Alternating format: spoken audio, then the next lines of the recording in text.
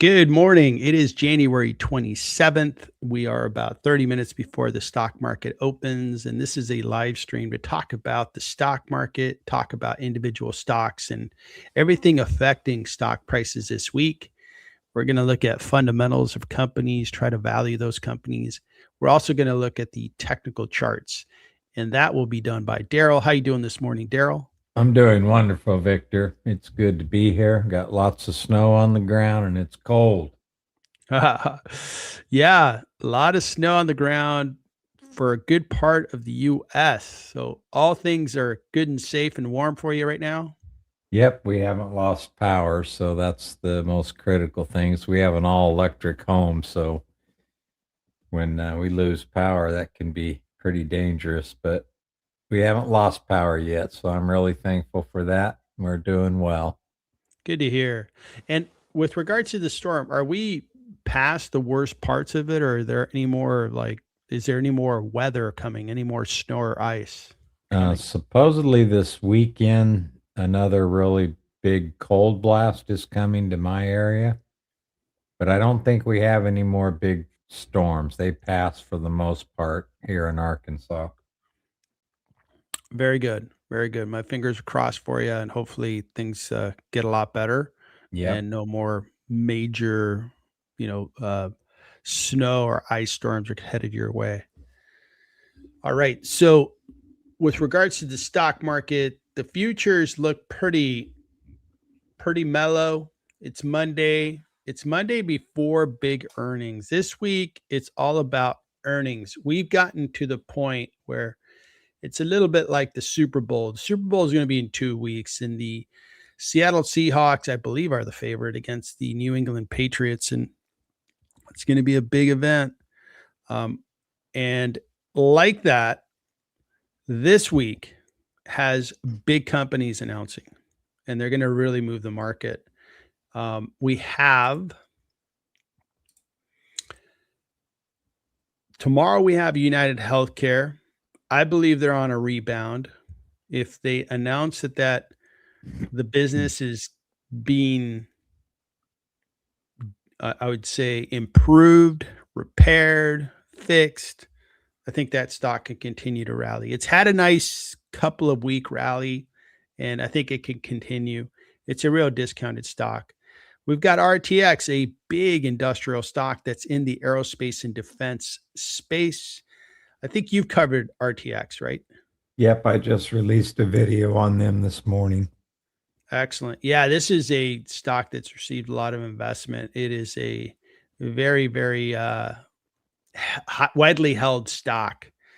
Next one, Boeing. Boeing's going to announce tomorrow. NextEra Energy. These are pretty good caps. These are 176 billion with regards to NextEra, Texas Instruments, Union Pacific, HCA Healthcare, Northrop, another industrial aerospace and defense company, United Parcel Service. I like looking at United Parcel Service and FedEx. I think it gives me kind of a point of view into the economy because if UPS is shipping a lot of parcels, to me, that's a barometer for the economy. So I'll be curious to see if UPS continues to grow their business and really get their strong footing now that Amazon is taking a lot of their own deliveries on and moving some of those volumes away from UPS and FedEx. So we'll see how UPS announces. Seagate has been on a tear. Will they continue to sell their storage like it's, an absolute necessity? I think it's a short-lived, situation. I think that they are flourishing, they're making lots of money, good for them. But I just don't see it that it's going to last forever. General Motors is going to announce, and so just a lot of news. I would say this week we're going to have a couple hundred earnings and lots of big ones. So that's kind of the warm up. This is kind of like, okay, get ready for the next day because the next day is massive. Microsoft announcing on Wednesday, and that one is going to move the market.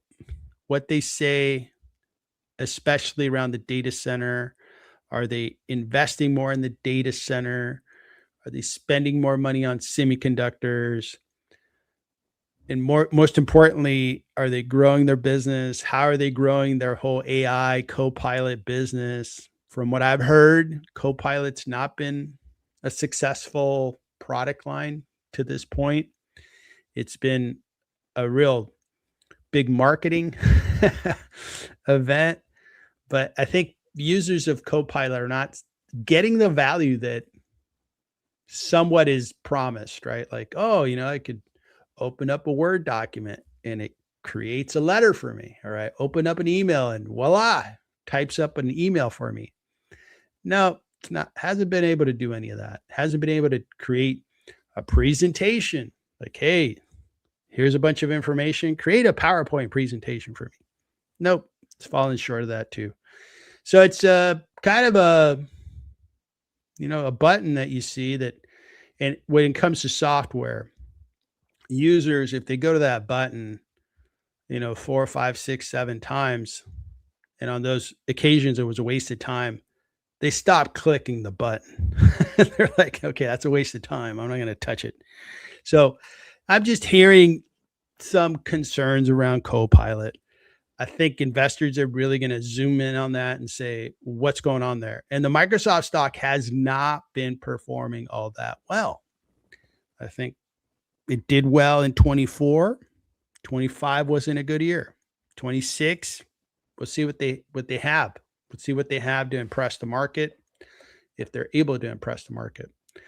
Meta is a stock that was sent to the principal's office after their last earnings report because they were spending too much money in that data center, and they were somewhat oblivious to the fact that, hey, investors do keep an eye on free cash flow, and investors were not happy with the level of capital being deployed to the data center. So Zuckerberg and the leadership at Meta pivoted.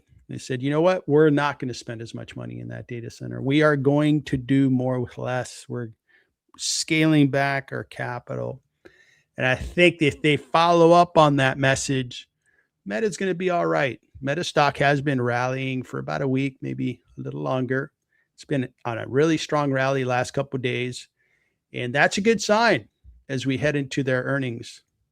What's your opinion there, Darryl? If you see a stock kind of rally to the earnings versus sell off into the earnings, do you see anything that, or is it kind of like, you know what, let's just wait for the numbers and then we'll see what we got? I think it's a little bit of wait for the numbers. I do look, and I reported in my earnings previews whether they're showing relative strength or not.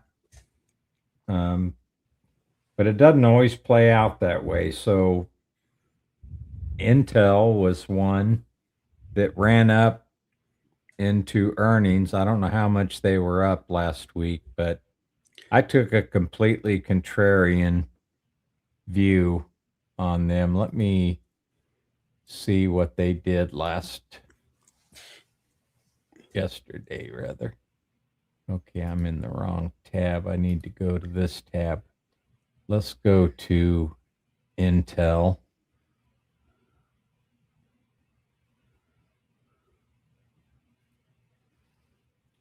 As you can see, they ran up heavy into earnings. So you would have thought that this would have been that, whisper numbers were coming out and they were going to blow out earnings. But I took a completely contrarian view and bought a bearish put spread on them. And you can see what they did, and it paid off, gave me about $600 or so on that in a couple of days. So they were showing great relative strength. They were, overbought, RSI above 70, PPO showing pretty strong numbers and, growing. So they don't always play out like that. I do keep an eye on them, but they don't always play out like that. Yeah, good example. And yeah, Intel really, man, I don't know where the stock's going to go from here. I do. Very good example. Tesla's going to announce on Wednesday, and I just don't know what to say about Tesla. Tesla is, like that stock that defies gravity. It's not priced on fundamentals. I think most investors could agree to that. That hey, you don't price Tesla on their income statement or their statement of cash flows. No, don't make that mistake. Don't look at how much money they're making. Don't look at their sales growth, because you really got to either buy in or buy out of their vision. And that's what that earnings is going to be about, is their CEO, the visionary, selling his vision and seeing how many investors will buy into his vision. And frankly, a lot of investors do buy into Tesla. $1.49 trillion in market cap. That's a lot of people buying in, drinking the Kool-Aid, and we'll see what happens there. I'm going to be a spectator. I don't invest in Tesla. It's not in my investing plan, philosophy, recipe for success. It's just not. It's not the stock that's right for me. I wasn't a Tesla investor 15 years ago, 10 years ago, and it was successful, made some money. But after that, it just became kind of just too expensive. ASML, this is an important semiconductor machinery company. It has really done well. I think it's up like 70, 80% over the 1 year. And we'll see what they announce. They didn't have very good growth in the last quarter, but maybe this quarter they're going to announce some growth. Lamb Research had done really well. It's done really well for the last 2 years. And again, I think these stocks will trade up or down based on Microsoft, in fact, because Microsoft really can influence the semiconductor space with their comments around the data center. Are they seen like pedal to the metal? I mean, 2 years ago, these companies were like pedal to the metal. You got to buy as many GPUs and put them in your data centers as soon as possible. We got to build data centers as fast as possible. And now what's going to be their tune? So we'll see. That's one of the big stories that is going to the narrative of these big companies over the next 2-3 weeks. That's going to move the market. If there is a narrative that, hey, we're gonna control spend in the data center, we should see a big sell-off in semiconductor. If they say, no, pedal to the metal, keep going, this thing is going to change the world, well, then maybe we keep rallying higher. IBM announces on Wednesday. And as you guys could tell, I mean, I typically don't go over earnings and stay this long on earnings, but geez, we got like just big company after big company. We got GE Vernova, AT&T for those dividend investors. And AT&T's been a winning stock. I think you're in AT&T, right, Darryl? I am. It's been a little challenging here the last few months, but they were doing really well earlier in the year, last year, but it's kind of lost some steam here recently. Interesting. Well, we'll see what they announce and see if that gets them back on an appreciation track. ServiceNow, I'm really interested in looking at these software stocks that have been beaten down, just taken out with last week's garbage. Don't want them anymore. It's like a remodel, right? You got perfectly good cabinets in the kitchen, but they're just not in style anymore. So you rip out the old cabinets and you put in some new cabinets, and it's going to be better, but you did rip out some good value. And when it comes to ServiceNow and other software stocks, there's a ton of value there. If it's proven that AI, one way or the other, if AI proves we're going to take seats away from ServiceNow, Salesforce, Adobe, go down the list of software stocks, then the market's right. It should be selling off software stocks. But If that theory is proven to be wrong, and ServiceNow keeps growing as they have been, they show that, hey, we're growing the number of licenses and seats. And we actually have a new product line of AI products that's growing quite well. Value is value. Over the long term, the weight of free cash flows, the weight of profits, the weight of that revenue growth, that's the value of this enterprise. So this could either be a real big opportunity within software, or it could be a massive lesson to this investor that, hey, the market was right all along. Software stocks are now less important, less valuable. So we'll see if I'm going to be taught a lesson or if this is going to be a good investing idea. Progressive, they've been kind of Progressive for about a 4-year run, was like the star of the show within insurance, just doing great. But over the last year, they've kind of hit tough times. Like their stock hasn't performed all that great, but they have been making the changes, making the adjustments that I think could put them back on track. Starbucks, I don't have a lot to say there. Don't like the stock, don't like the business, but I don't even, I'll drink their coffee, but it's not my favorite. So let's just move on from Starbucks. ADP, I got earnings coming out of my ears. We got Waste Management. They're a nice, stable stock. Elevance, which is a lot like United Healthcare, they're going to announce. United Rentals. I also like looking at United Rentals because it tells me more about the economy. If United Rentals is renting a lot of equipment, that means the construction and the services space is doing really well. So it's worth taking a look at United Rentals. Hey, are they growing? What's their forecast? Do they see a lot of growth? So a lot of good stuff coming out. This week is going to set the table for where the market is going to go. And then on Thursday, we got Apple, big, giant market cap. And one thing that, Apple either is a cool operator and has kind of avoided a lot of these, big storylines that could either make or break you. For example, AI. They didn't invest big in AI.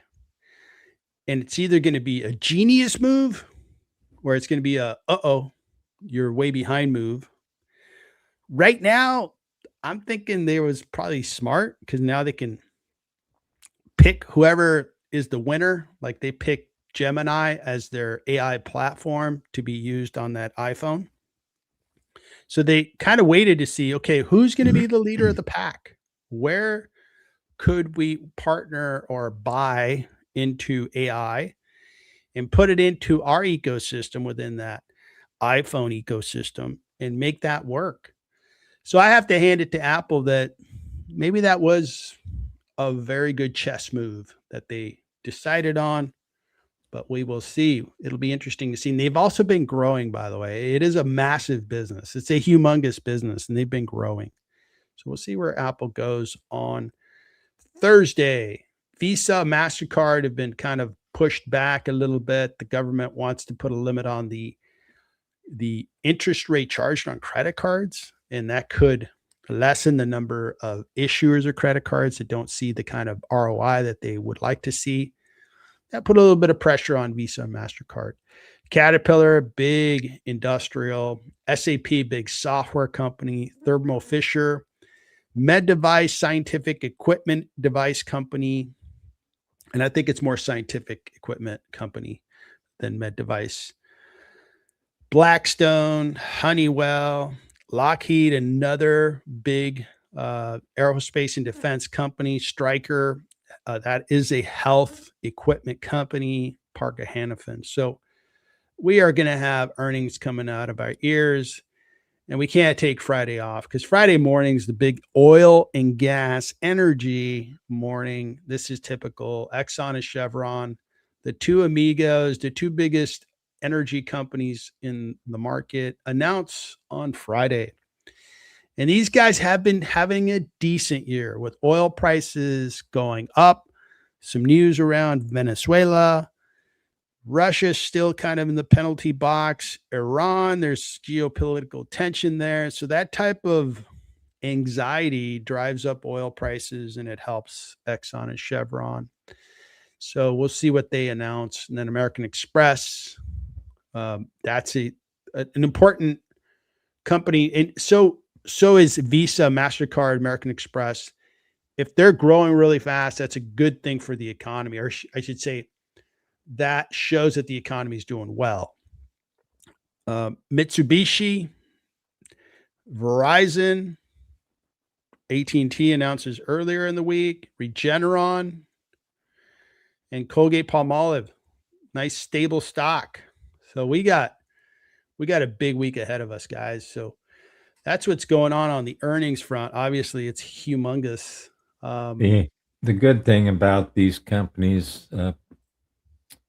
announcing their earnings is they've been in a lockup period about 10 days before where they were doing any buybacks. They halt their buybacks. But after they do earnings, buybacks will start coming back. So that window will start opening back up. So if that's been affecting the market in any way, because buybacks are probably at a minimum right now, those should start opening up as these companies report. All right. And I've got a follow-up topic. It's somewhat related, but different. So we're in the era of massive index investing. The S&P 500 index being one of the biggest indexes that people invest in. And how does that affect the market? Like, at what point do those index ETFs and funds reset? And as an example, hey, NVIDIA stock went up, so I have to buy more NVIDIA shares. When does that happen? By the index funds? Yeah. When did they rebalance? Now, I think they almost have to do that on a real-time basis, don't they? Well, let's ask Gemini. Okay, because I think it kind of mirrors the daily trades.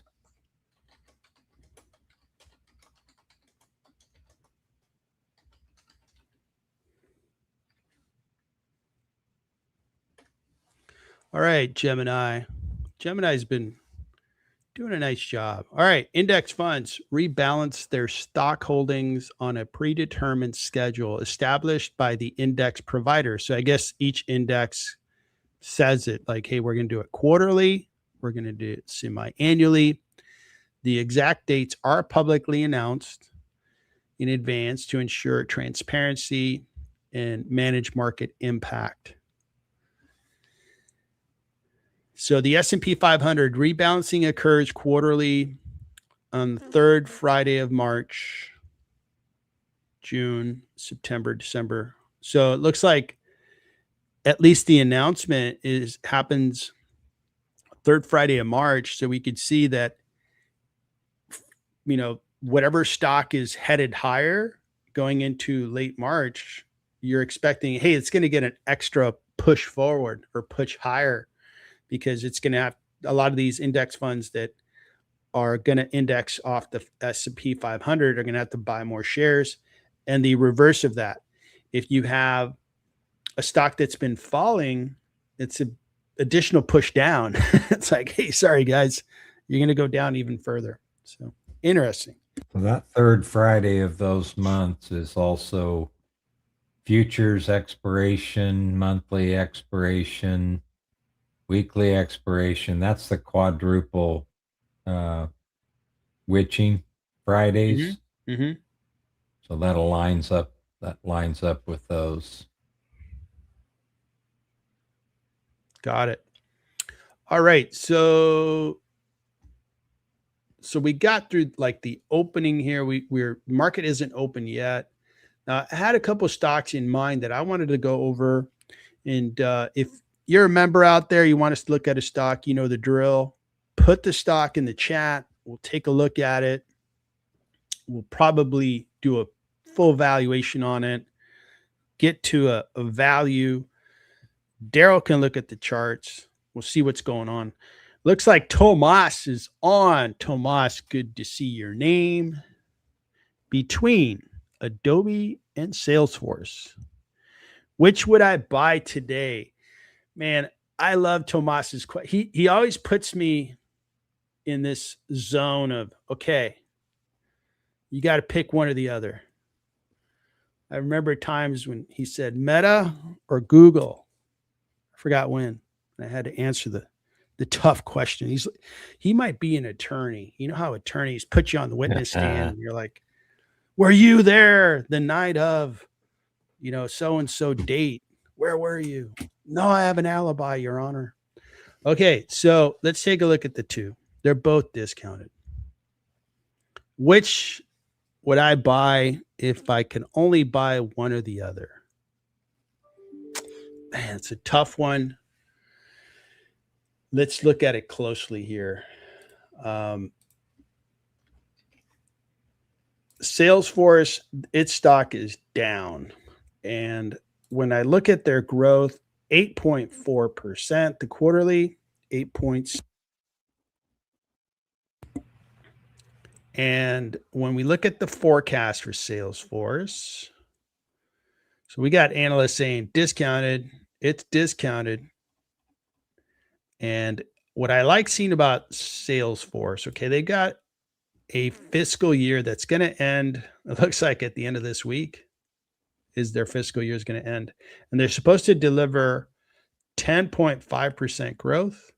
Next year, which is going to start February 1st, is going to deliver 11% growth, 9%.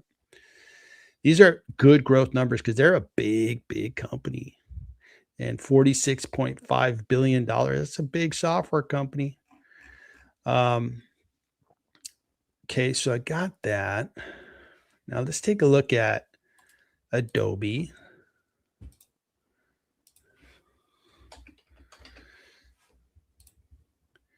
All right, so Adobe is growing at 10.5, which is better than Salesforce. It is smaller. It's almost half the size of Salesforce. So Salesforce should be given credit for growing such a big company, right? Big company growing at 10%.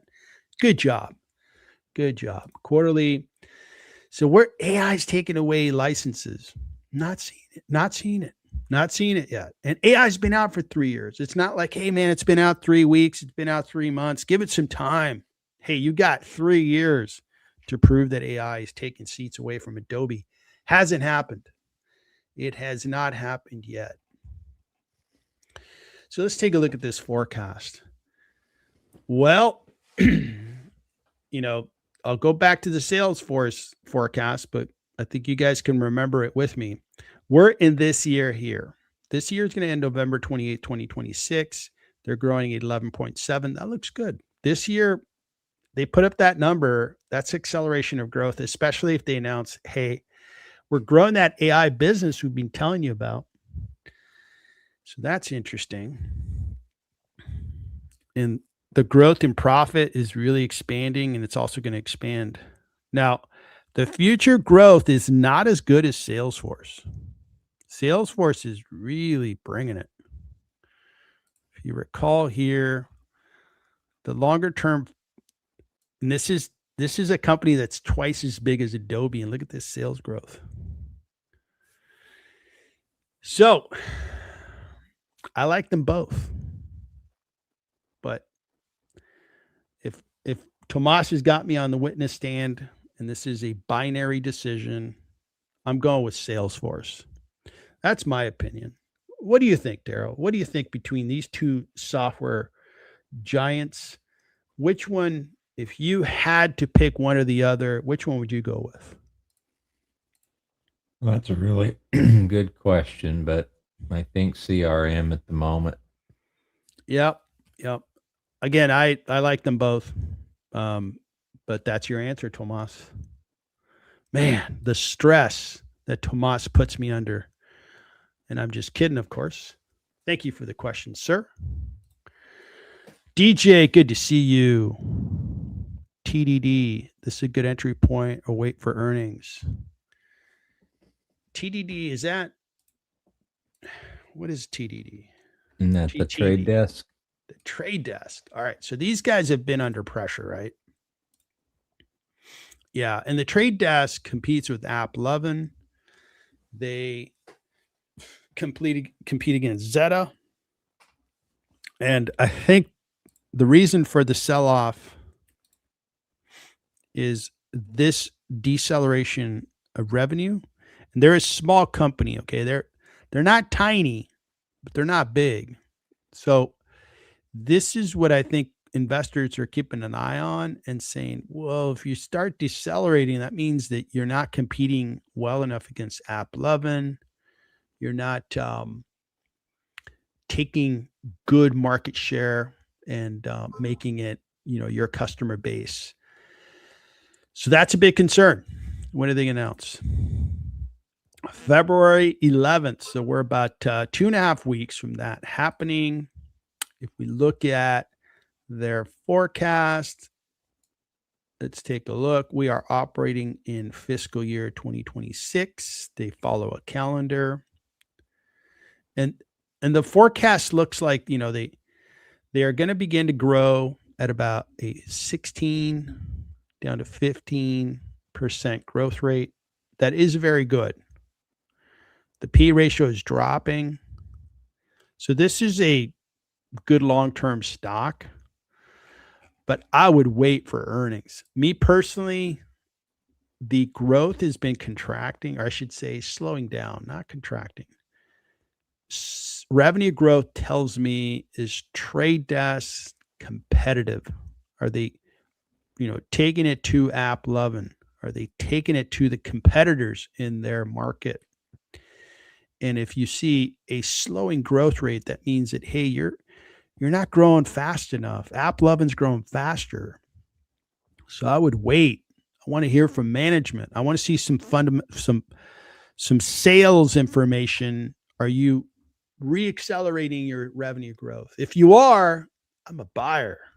If you're not, you're still in that zone of indecision. Like, I don't know what's going to happen to your stock, but I just can't have my capital in a stock where I'm not or I should say I'm not confident in the business. You're never 100% sure, right? This is stock investing. This is not super easy.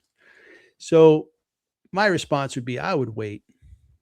It's just the news that we have been seeing in the stock is one where I just need them to validate that they're beginning to grow. Any comments on the trade desk, Darryl? Yeah, they're definitely in a decline at the moment. So the last time we looked at this, we had these two trend lines. I just extended them out, and they're trading below a 200-day. The rate of change on that is getting smaller, so that's better news than what we had back here. The 50-day is still declining. Okay. They're trading below a 20-day, which is also declining. Their RSI is below 50. PPO is in bearish territory. Money flow has spent this entire year almost in negative territory. So this one needs to have a bearish to bullish reversal before I could get too terribly interested in it. Yeah, I think the company either has to give us evidence that they're turning the ship around or making a positive impact on that revenue growth, or give us evidence that the market was correct. Your business is not growing fast enough because your competition is either doing a better job, has a better service, has a better product. That's what that top line tells me. So that's what I'm seeing. Nicely done, sir. let's take a peek at the market. Then we got Mike. He's worried about Qualcomm. We got to look at Qualcomm, man. I don't want Mike worried out there. It's Monday. Let's have a good week. So let's take a look here. Tesla's selling off into its earnings. Amazon, 0. Not going higher, not going lower. Microsoft, little bit of nervousness from investors as we head into their earnings. Looks like some of these semiconductor stocks are selling off. Software space is going a little higher. Look at that. Adobe's up 1.4%. CRM is up 0.67. ServiceNow is rallying a little higher going into their earnings. Apple, 1.31%. Nicely done, Apple. As we look at the other spaces, United Healthcare is down. They announced tomorrow morning before the market opens. So I'll be able to grab those earnings, and I will be covering that for sure. That's one of my big bets. But there's a lot of interesting green out there. Cisco's higher. Arista Networks is higher. IBM is higher. Utilities are higher. Walmart's higher. Costco's higher. And the energy complex is a little higher. All right. Looks good. In general, what's going on with the indexes? We got the Dow higher, the S&P's higher, NASDAQ's a little higher. All right. Looks good. So just a quick comment. Depth wish. Not ignoring your comments. If you're a member, you can request stocks to be analyzed. If you're not a member, buy a $5 super chat. I can take a look at Dell, show you a full valuation. We'll look at the fundamentals. But that is the rules of engagement on my channel. That's a method of rewarding those who are members and support the channel. Hopefully you understand that. All right. So Mike worried about Qualcomm. And I was worried about Qualcomm. So I took a look at it late last week. Like, what's going on with Qualcomm? Why the heck is this stock selling off? And I looked at it and I kind of flipped to the chart to change my mind, right? Over the 1 month, down 11%. And this has not been a good winner for the year, 9.83. But putting on my amateur technical analysis hat on, we've got somebody with more expertise in Darryl, whose comments I'm looking forward to seeing. I looked at this portion of the chart and I'm like, well, that's looking pretty healthy to me. And I think the value of Qualcomm is there. It's a discounted stock. They are not in the data center. They're in the iPhone. They're in the Samsung devices. They're in all kinds of smartphones. And that market, by the way, has been doing really well. If you go back to the TSMC, the biggest foundry in the world, and you looked at their earnings, which I did, read, every single page, the smartphone market is growing really well. It's growing by 11% for TSMC. Well, that's Qualcomm. So Apple's growing their business. Well, that's Qualcomm. And Samsung's, selling more units. So is Google with their Pixel. Well, that's Qualcomm. Their chipsets are in that device. So I was worried because the market's telling me, hey, this stock is languishing. It's not getting it done. And I agree with that. For the 1 year, my capital, I was not rewarded. I was actually penalized for holding Qualcomm. But should I sell? Should I bring down my position? And the answer to that question that I asked myself was no. We're ahead of the earnings February 4th. So we are a week and a couple of days from that happening, because February 4th would be Wednesday of next week. So I'm holding my shares. Part of the reason is, or I should say, the whole picture on Qualcomm, revenue growth. That looks good. The quarterly looks good. This is a big business. We're not talking small potatoes here. We're talking $44 billion in annual revenue. So 10% almost, over $4 billion of top line revenue growth. Look at this beautiful trend of free cash flow going higher. I do see beauty in numbers. Look at these numbers here, upward and to the right. That's what I want to see out of companies that I own. And I want to see them grow free cash flow. I want to see greater loads of free cash flow. And that's exactly what Qualcomm is doing. Now, the story that's hurting them is you're not in the data center. So you're not one of the most desirable semiconductor stocks out there. I agree, they're not in the data center. But the fundamentals, the value of these fundamentals look fantastic. So Qualcomm is a hold for me. Looking forward to seeing their earnings, and can't get myself to sell the shares because I believe that Qualcomm over the next long term is going to be a good winner. It also pays a dividend. So I'm good with Qualcomm. I'm good holding it. I understand the market's, not liking it. But let's hear from Darryl on Qualcomm. What do you think, Darryl? Well, this was a small position for me, so I went ahead and sold it.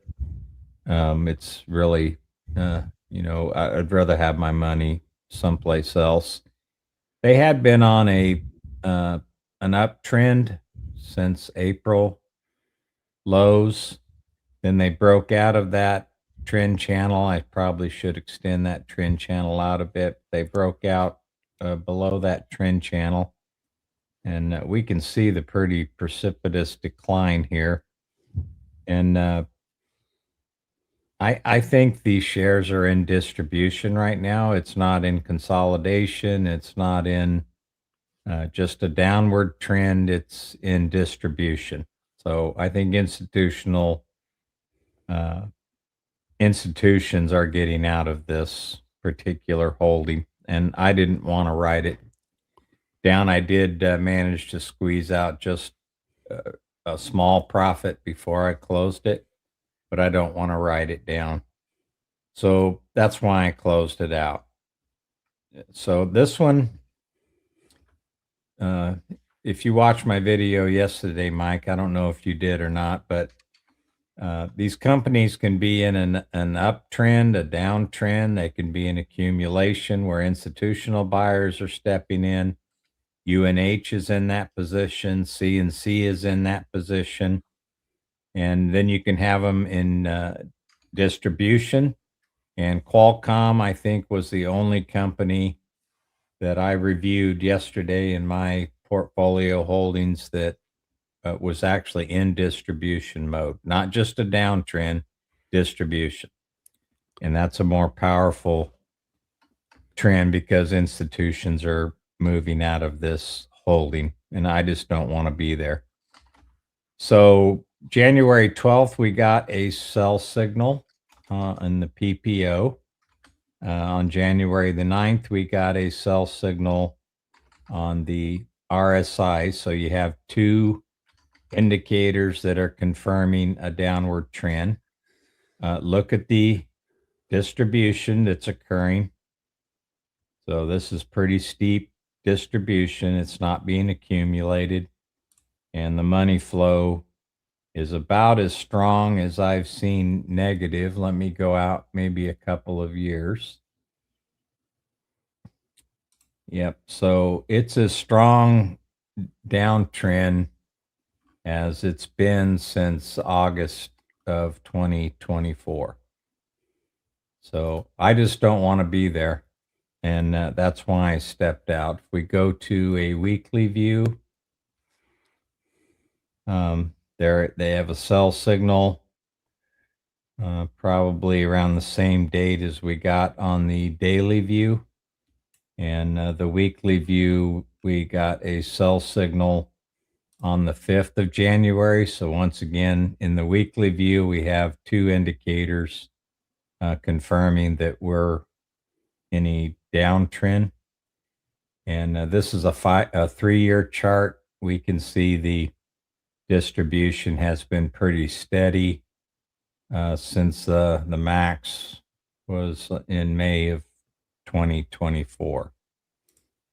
And we can see over a 3-year period that most of the time we spent in negative money flow since about the September of 2024.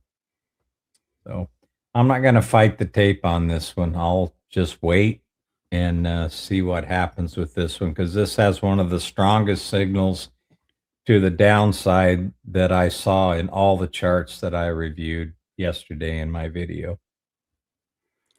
Well, Qualcomm has certainly caught everyone's, I guess, my attention, Mike's attention, your attention.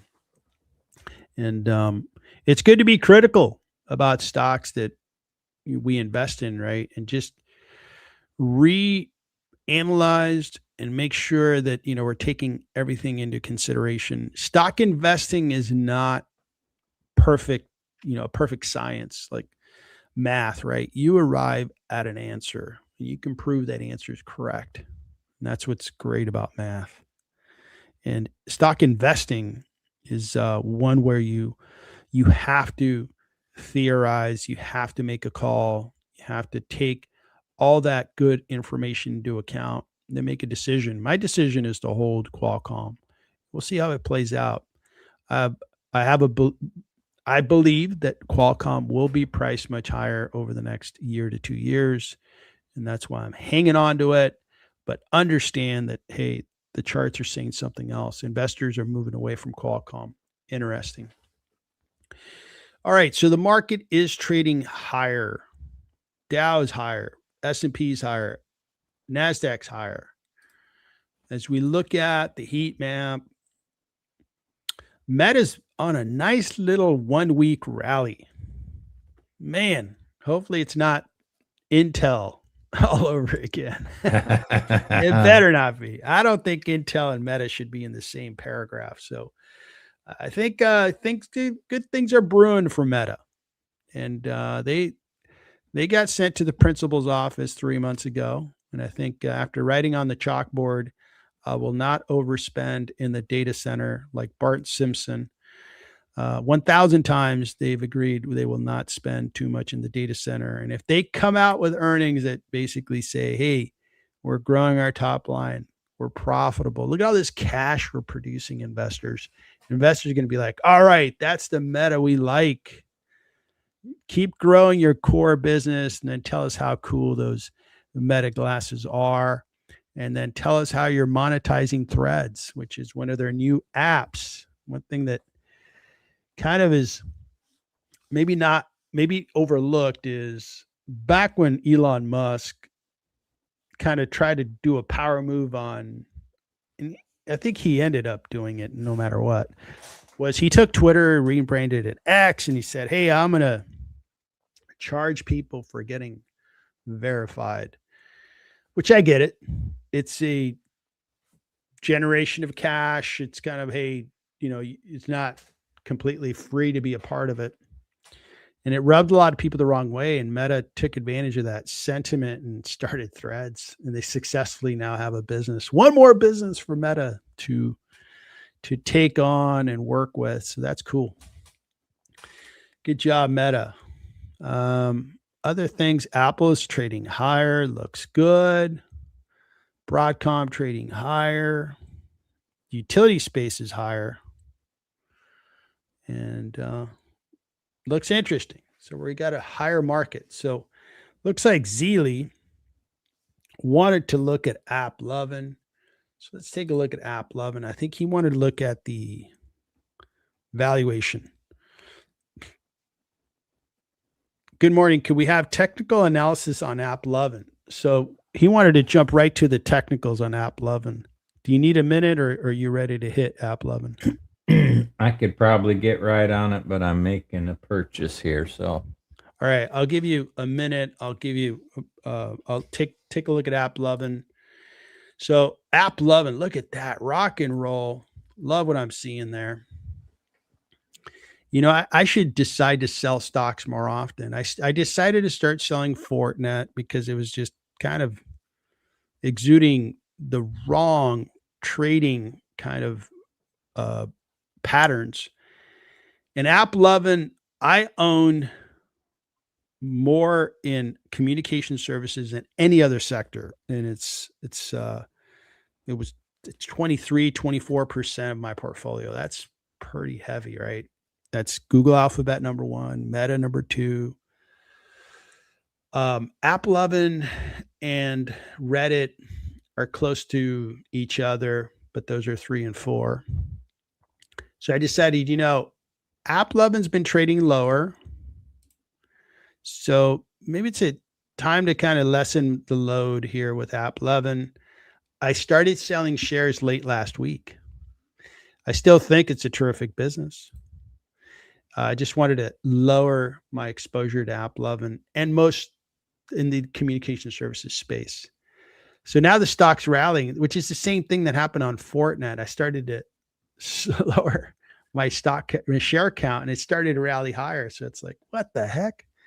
So, I mean, if this thing's going to start to rally higher, I might need to stick around a little longer and keep my position for a little longer. But I'm really liking the rally today. When we look at the AppLovin business, there's a lot to like. Starting with, look at this revenue growth, 98%. And we looked at the trade desk earlier. So it's important to kind of see the different peers in a marketplace.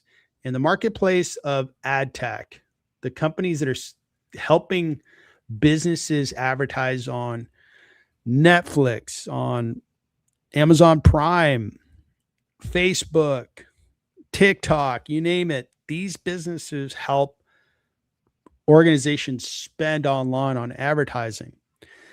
Well, these guys are killing it, just getting it done. Beautiful revenue growth. Just this is a big entity now, right? When we look at, well, they're growing fast, but did they make lots of money? You betcha. Almost 80% gross margins, profit margins of 44.8. You better believe they make money. They make money in stacks, big, thick stacks of cash, going to that balance sheet, making that balance sheet even better. So these numbers are just absolutely beautiful. And when we look at their growth, it's supposed to continue here in 2026, growing by 37%. Next year, 27, followed by 27. These are fantastic numbers. Okay. So these are terrific numbers. Their PE ratio coming down to the teens. It's not going to come down to the teens. You kidding me? If you have a fantastic business like this, it should be in the mid 20s, and maybe they have the excuse to meet in the 30s because they're growing so darn fast. My valuation of AppLovin shows that the stock is a good stock. And let me keep doing my searches here. Discounted by 38%. I agree with the analyst. So it's discounted. It's a really incredible growing business. I'm a holder of AppLovin. The only reason I was beginning to sell shares is that I wanted to lessen the amount I have in this sector here. Here's my portfolio. Communication services is 23.5%. That's the biggest allocation of capital to one sector. So I wanted to bring that down. But hey, you know what? AppLovin is showing up ready to play on a Monday. Last week of January saying, hey, man, you better not sell my stock because I'm moving higher. Looks good. All right. Over to you, Darryl. Okay. So they are consolidating right now and have been, I would say, after this really strong uptrend up until about the 26th of September. They set a resistance point at around 746. It's tested again in December and again at the end of December. So it has come up and tested that level 3 times. And then I'm seeing a support level right around this gap right here. Do you see this gap up?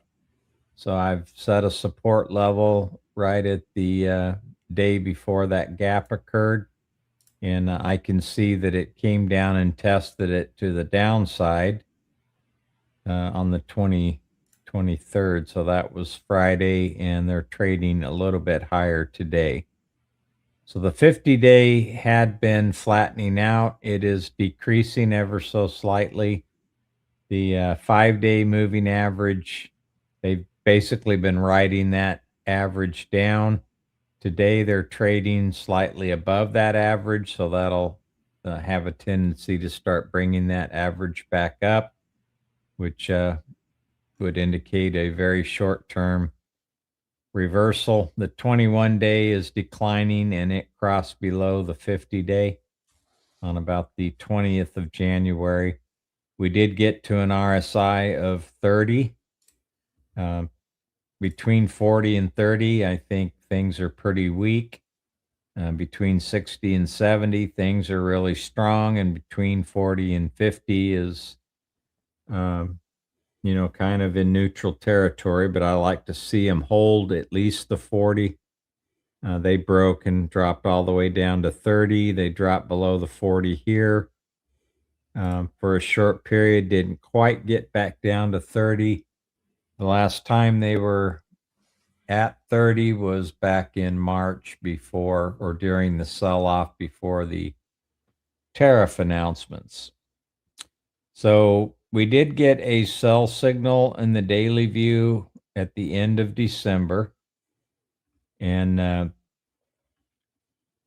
histogram bars have seemed to peak out and getting a little bit smaller here. So I think we're starting to get somewhat of a reversal. It'd be nice if they can continue this trend for a couple of days where they're trading a bit higher.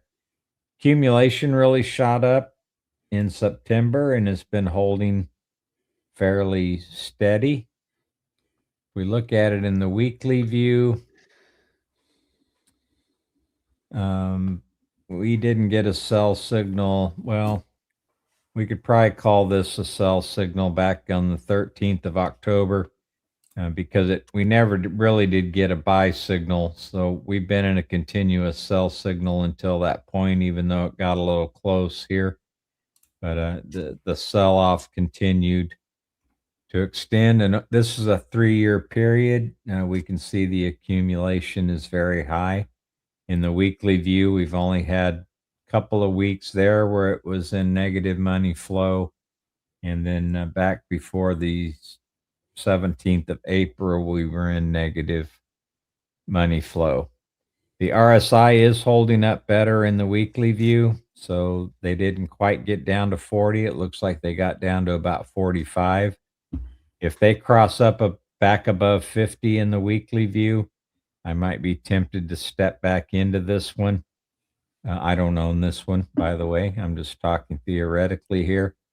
What I'd really like to see is on the weekly view, and this moves a lot slower because it's weekly data. It ignores all the daily ups and downs of a stock, but it's actually in bearish territory. I would like to see that pull up and maybe stay above the 0 line, but it doesn't look horrible right now. It looks like it could maybe find let me go back to the daily chart. Yeah, if it can hold this line for a couple days, I would feel more comfortable because it's been trading between these two levels for a few months. So it's looking like it could be forming a bottom. Looks good. Thank you, sir. All right. So moving along here. So Paul wanted to know on Microsoft. Let's see here. What is the question on Microsoft? Let me revisit that. So any pre-earnings predictions? Thinking Microsoft will come in hard this week with a nice rally. So Microsoft, hasn't been a real successful stock for the past year. Up 5.6%, which is not really all that great. And the 1 month has been caught in kind of a little bit of sell off. It hit a peak here at $541 per share. It just kind of like strategically high level. Microsoft, where does their revenue come from, right? They have their software business. It's a very well established software business. That's a little bit of kind of set it and forget it kind of business. It's growing well. They're trying to make it more exciting with their whole Copilot. Now that has struggled. Okay, that could be a topic that sends a stock down. Now, other businesses they have, the other business that is flourishing is their cloud infrastructure business, their Azure business, and that's been doing really well. I think that topic could send the stock higher. If they show that, hey, you know what? We're not having to spend as much in capital. Let's take a look at where their CapEx is. So this is their statement of cash flows. And we have cash from operations here. And look at that cash from operations. Jeez. Is this even legal for a business to make this kind of cash? It certainly is. United States of America. Capitalism works. Look at that. Wow. Now, you see CapEx. Now, this, we don't like to see this grow. Okay, this is upside down. And you see that, hey, AI became a thing and they started just pouring money into that data center. But you see that it's kind of plateauing. So I think what could send the stock higher is if they say, hey, good news, everybody. We're still going to grow. We're still going to grow our cloud infrastructure, but we're figuring out how to do it less expensively. We're doing it with less expensive semiconductors. And we're going to be able to continue to grow and expand our margins. That'd be fantastic news, by the way. So that's where I think we're going to see a lot of focus with their earnings. If we look at their forecast, this is a massive business, humongous. This is the year we're in. It ends June 30th, 2026. They should do $333 billion, growing at 18%. That's close to $60 billion at top line revenue being added to that income statement. And next year, it's going to be pretty much about the same numeric value because each year they keep getting bigger and they keep growing. They're going to be $500 billion revenue company in 2 years.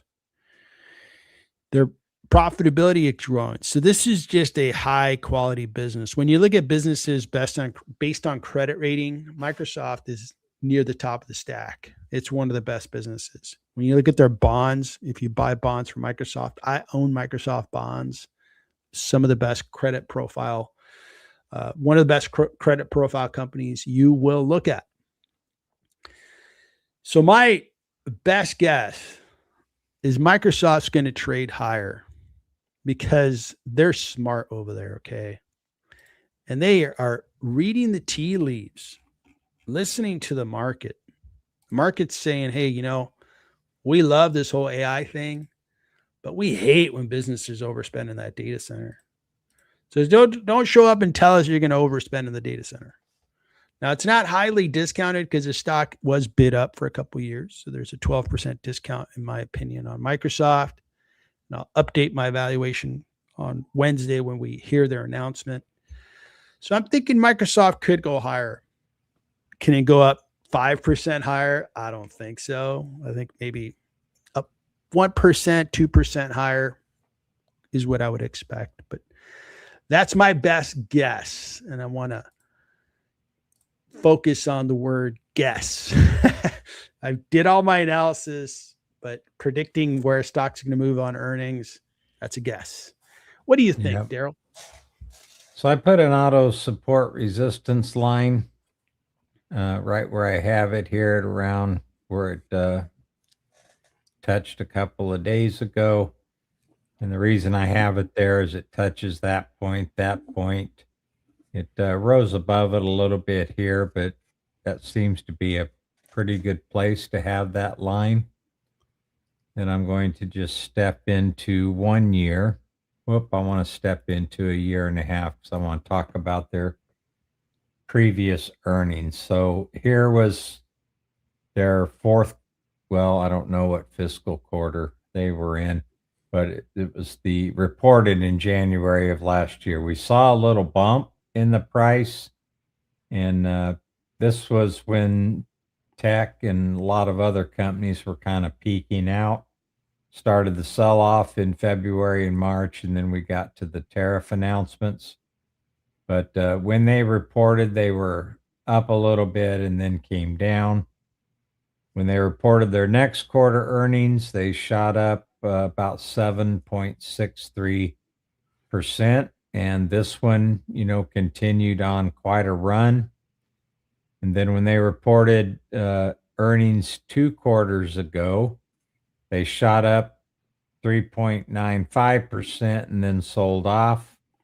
Their next quarter, they went up 1.98% and sold off. So we have 3 sell-offs and one that continued to run higher. So we did come down and touch where I set this auto support resistance line. That gives me some encouragement. I think I have a intrinsic price on them of around 424. I think it's a little bit less than where they found support here. So now I'm just going to step into just 1 year so we can focus on the current averages. So the 50-day did cross below the 200-day. You guys remember what that's called, right? Called the death cross. Oh, you used the witching day, triple witching day earlier. Yeah. So anyway, this is they like these scary terms for these things, but it's when the 50-day crosses below the 200-day. So the 50-day is declining. The 200-day is still increasing. The 21-day is decreasing, but they are testing that price today at 468. That's about exactly where the 21-day EMA is at. I do see the RSI is above 40. That's good news. It looks like we could get a signal line crossover here in the next day or so. So they are getting, this is in bearish territory, by the way, but they are getting closer to a buy signal than they've been in quite a while, I would say. Money flow is pretty neutral at the moment. Accumulation still looks pretty good, not quite the high that we had back in July, but we're not far from that at the moment. So hopefully this is the quarter where they've, think investors are concerned about the capital spend overall by a lot of these companies.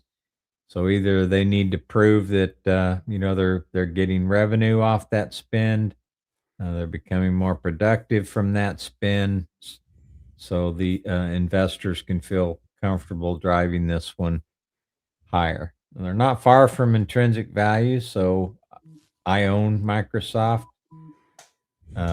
This could be the quarter they run a bit higher. It just all depends on what they report. And one thing I would say, my valuation didn't show a big discount, but that can change. That can change if Microsoft says, "Hey, we are going to not need as much capital." Well, if you give me another chunk of cash and you put it into my modeling, I could see discounting really come my way. And that's why their comments around how much they're going to spend in that data center really changed the valuation, the sentiment, the momentum. So Eyeballs are on Microsoft on Wednesday. After the market closes, we'll see what happens. We're going to move to Target, which is a stock that I think is a fantastic opportunity. It's selling off today. And before I do that, let's take a peek at the market. So we got some green on the screen. We got Adobe moving higher. I picked Salesforce. So see, when Tomas puts me in the hurt locker, sometimes the result is not what we wanted. But all kidding aside, they're both fantastic. It's good to see them both higher, but it's good to see Adobe higher. And Intuit late last week was up substantially. I think they're going to really do well. Tax season is really pretty much started, and they do tax software. Computer hardware is doing well. Look at that. Arista Networks. Dell is moving a little higher. Meta up 1.34%. Man, don't set me up for a disappointment, Meta. It's looking good, looking real good. Nicely done. And utilities still standing up nice and tall. So I'm sure a lot of electricity is being, and maybe there was a little bit of a, I haven't heard of many stories where utility companies are dealing with a lot of destruction due to the storm. Have you heard of any stories like that with this current storm? I have not. And that's what might be the good news. No news is good news for utilities, where I know in California, as an example, we deal with those wildfires, and geez, oftentimes the utilities are involved, and that's not good for anybody. But I'm just kind of pointing to that example. When huge storms like this happen, is it going to hurt the assets, or is it going to damage the assets that these utility companies have? If the answer is no, okay, then that's kind of a risk factor taken away. Victor, I need to step away for about 3 minutes. I'll be right back. Got it. All right.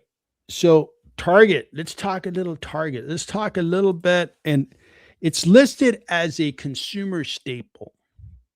Now, I agree and disagree at the same time.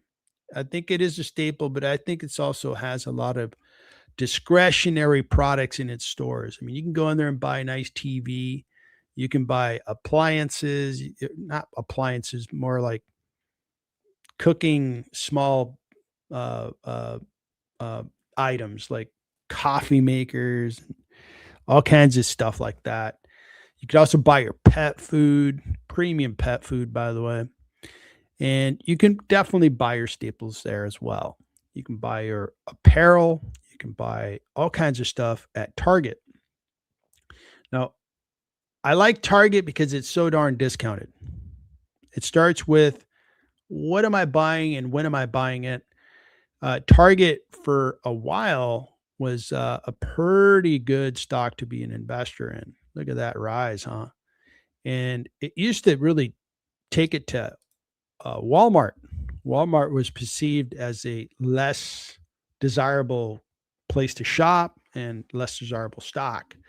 But the tables have turned. Now Walmart's flying high and Target's been in the dumps. This is a $47.6 billion market cap company with revenues more than double their market cap. Whoa, that's interesting. P ratio of 13.7, pays a PE rate, a dividend of 4.33%, and they can afford that dividend. So I'm not a dividend investor, but I acknowledge that this type of dividend is going to attract investors that see, hey, this thing's beaten down. Can it go any lower? Well, you can understand why it's a little beaten down. It's been contracting. They had a boom 2021. Boom continued to 22, but it hasn't had very good momentum in the rear view mirror looking at the last couple of years. And when we look at the quarterly, it's pretty much the same news. Now, what I'm hanging on to is this forecast. We've got 26 analysts, so it's not a small data set. And these analysts think it's close to fair price, 4%. But this is what I like. Green on the screen. Okay, we're going to start the new fiscal year in 1 week.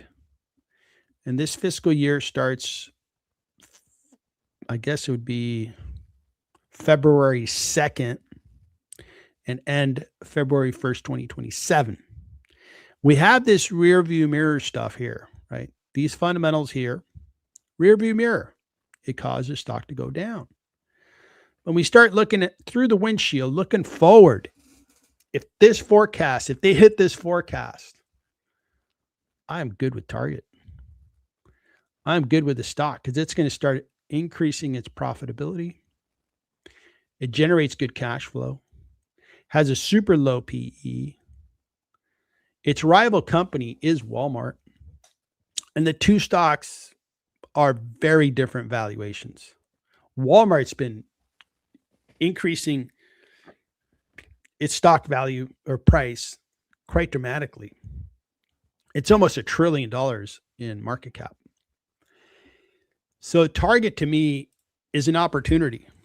I actually bought shares before Mike put his comment in the chat.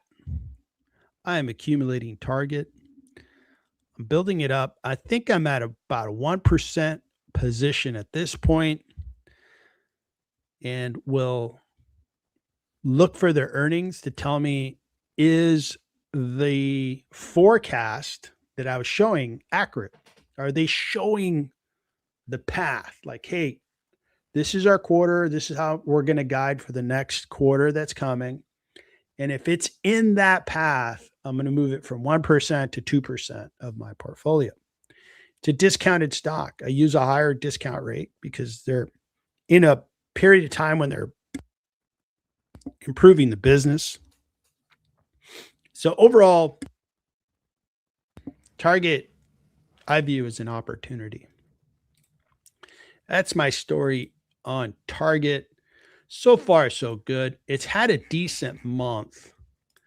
And, it's a decent month, but, I don't invest to get in and get out in a month, especially not like a Target. But I have made it a good habit of finding stocks that are good businesses that have been sold off. Market's thrown them out. Don't like them. Don't want to see them anymore. Now buy them at the right time and make money. That's one of the recipes for success. Let me turn it over. You got any charts on Target? Love to see those. Okay. So this is 5 years worth of daily data, and we had drew some trend lines that started at about the 25th of April of 2022 with this downtrend. And then we have a shorter term downtrend that started in 19th of November, and they came back up and tested that right here, but they have broken out above that, and they've broken out above their 200-day. I'm going to go to just 1 year now.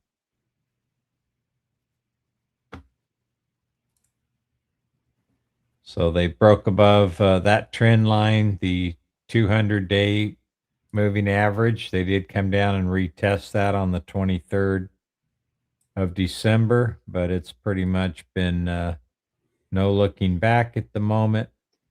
We did get a 50-day crossover above the 200-day. That's called a golden cross. So unlike the death cross, this is a golden cross. They are testing or getting pretty close to their 21-day moving average today. And that seems to be peaking out just a bit. So after this run, we might have a bit of consolidation. But Victor, I think you're right. It is starting to break out above. We're getting trend lines that are actually moving up instead of down after 2 or 3 years of doing that. This looks like a pretty good opportunity. We can look at some of these other points if you are thinking about entering where do you want to set your stop loss in case it breaks down below these levels again, right around 84, which it has done 3 times this year. So where do you want to set your stop loss? You have to decide on that, but I would look at some of these prior levels to see where I might do that. But it looks like a good opportunity at the moment. At least they're seem to have reversed this downtrend and things are definitely looking better.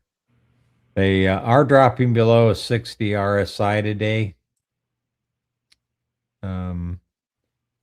They had crossed above the 50 line on the 25th of November. They came down and tested that once or twice. So hopefully they can hit this 50 line once more in this sell off. Well, I mean, sell off. Let's not call it that. We've had a few down days here. So let it come down and consolidate and get back to this 50 line. If it can hold that, that would be pretty awesome. We do have a sell signal in the daily view on the PPO. We don't quite have confirmation of that in the RSI. So when that drops below 50, if it sustains above 50, then I would consider that a valid signal at that point. We do have accumulation in the stock since about the 20th of November.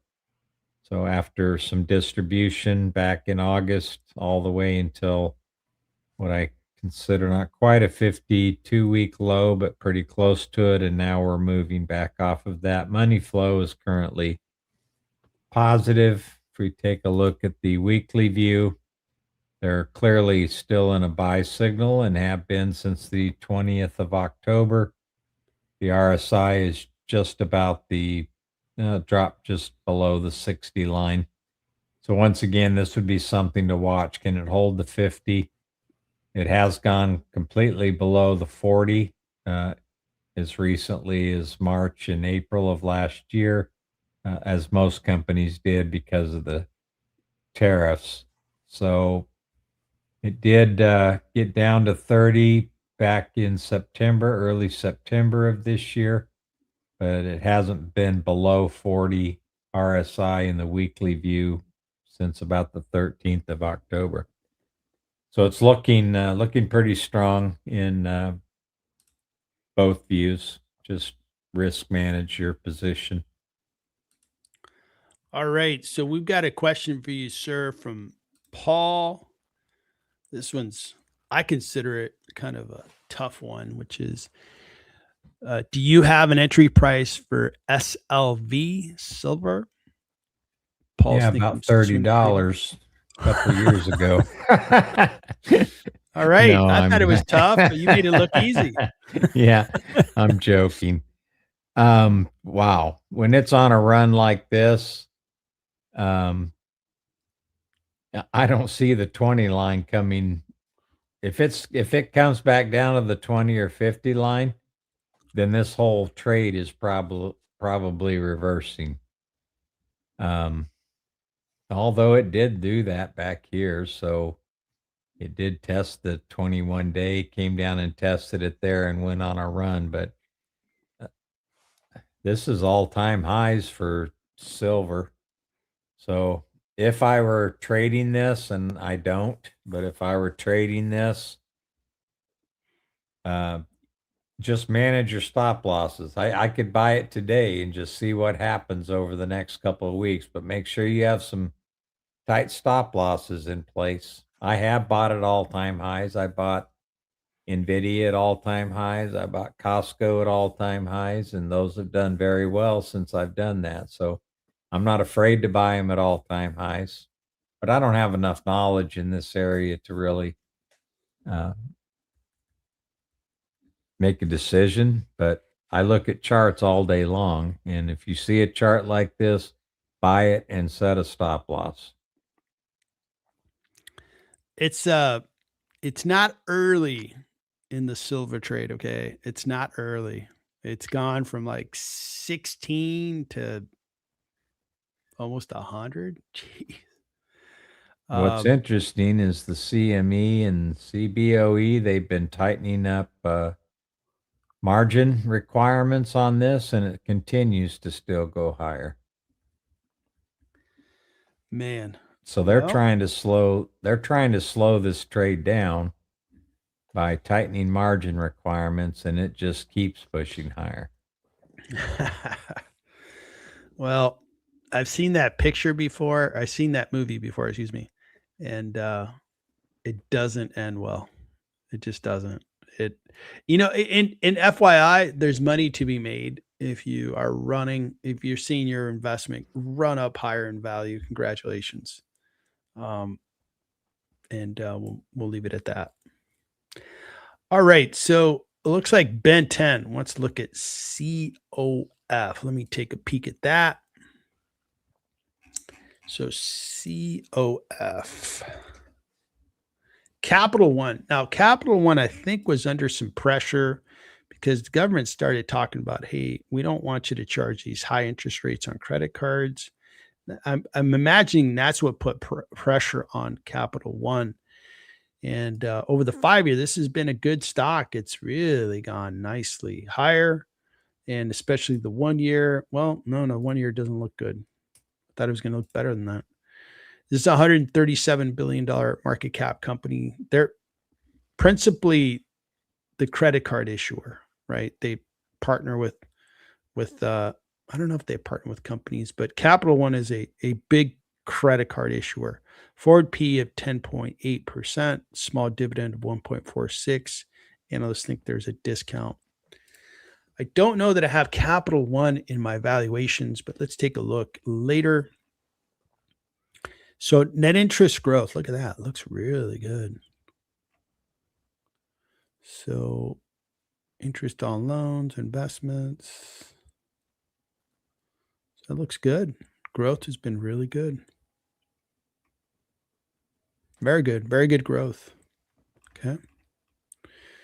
Now, when we deal with institutions like this, banks and so forth, we got to look at the book value, make sure that's growing. Let's take a look. So book value per share has been growing nicely. Very good. That looks really, really good.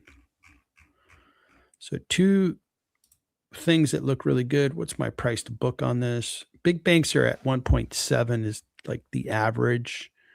And where is price to book here? I think I passed it. Price to book ratio 1.26. This is a very attractive ratio. For example, the average is 1.7. If you go to JP Morgan, you're paying 2.6 or 2.7. This one's worth taking a look at, a closer look. I could work on that and let Darryl take a look at the charts. Let me take a look at the forecast real quick. Now, the story that is kind of putting a wet blanket on the stock is the government stepping in and saying, hey, we don't want you to charge these high interest rates on credit cards. That could put handcuffs on their business. Right now, we're dealing with this year. And why is it? This doesn't seem like the right data. Are they acquiring somebody? Yes. Who are they acquiring? Discover. Ah, that's a good idea, by the way. That's a really good idea. Okay, good. All right. So let me kick it over to Darryl and I'll try to make sense of their valuation. Although it may not be possible because, man, these numbers are going to be tough to figure out with this acquisition, but I'll take a look.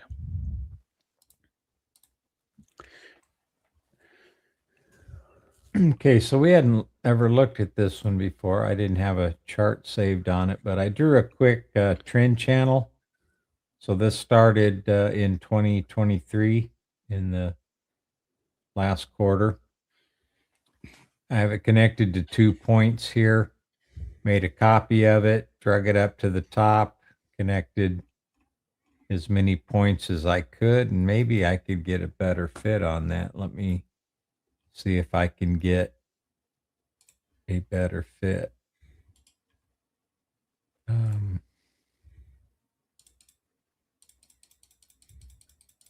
Yeah, I think I probably can. I think I'm going to leave that there and then pull this middle line down just a little bit. So this just helps me visualize how they're trading over a period of time.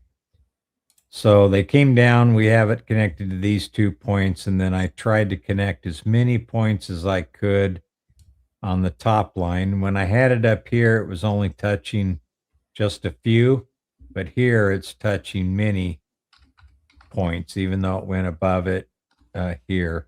I still think this is a little better fit. So they're trading just below the midpoint of this channel. Let me go to just 1 year now. The 200-day is upward sloping. Let me save this so I don't lose anything. The 200-day is upward sloping. The 5-day is declining. The 21-day is also declining. The 50-day is still increasing at the moment, but looks like it could begin to roll over. So I'm looking at some support, which would probably be down here around 203. I don't know if they would get all the way down to the bottom of that trend channel, but they did in April, although that was somewhat of an anomaly. So I don't think they would necessarily get to that point, but I wouldn't be surprised if they continued this downtrend to about 200 or so. That would be where I would get in. If I wanted to own this one, that would be where I would be interested in maybe picking them up. They've been on a sell signal since the 9th of January, and that's really confirmed by the RSI also being below 50. They came down and tested the 40, went back to 50, tested the 40 again, didn't quite make it back to 50, and now they're below 40. Let's look at them on a weekly view. We did get a sell signal last week on Monday on the big sell-off. Accumulation still seems to be pretty high over 3 years. The RSI didn't quite make it down to 40 and looks like it's making its way back higher.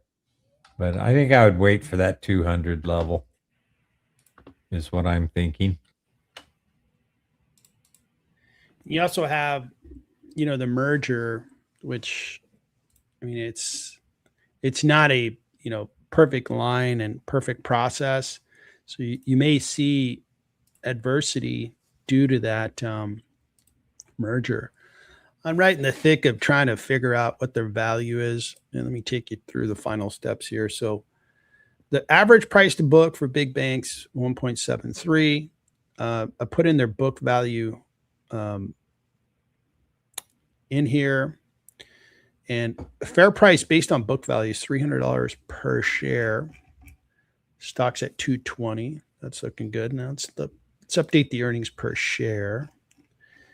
And this is for, this is tricky because they're about to acquire Discover.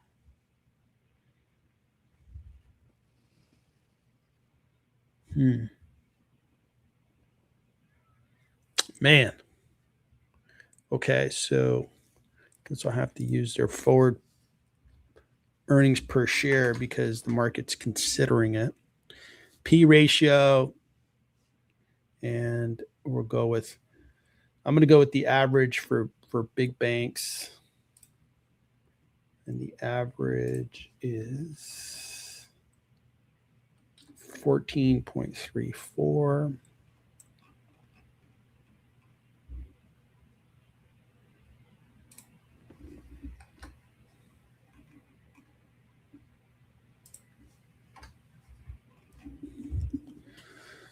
So the growth rate, so they're going to grow in the next full year by 21 and then 8. So 14% growth rate. So Capital One, based on their earnings, is discounted by 36%. when we combine the two, let me make sure these numbers are correct. Market cap.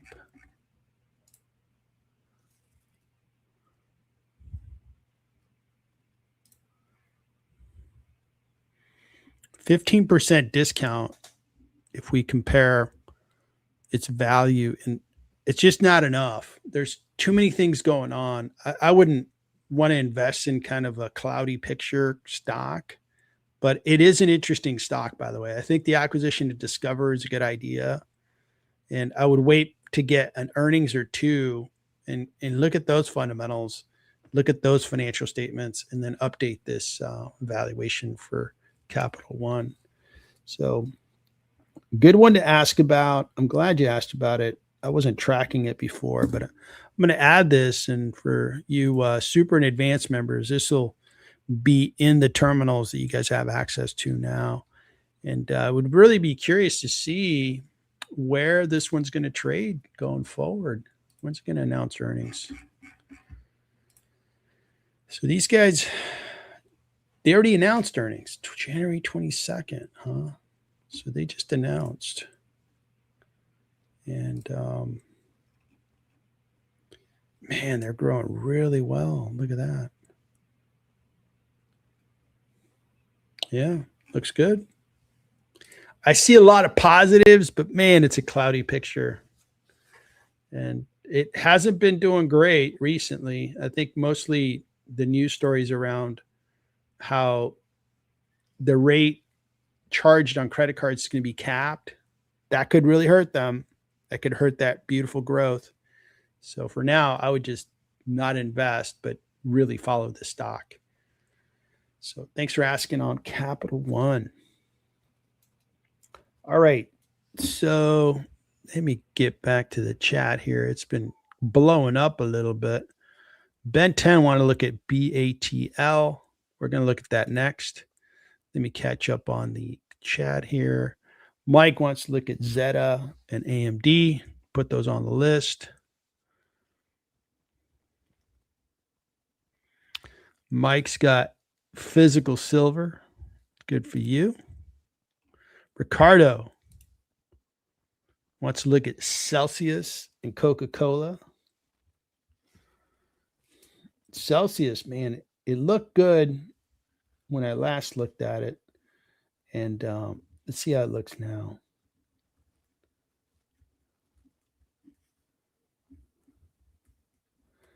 All right. So we got a nice active list here. Let's get cracking. All right. So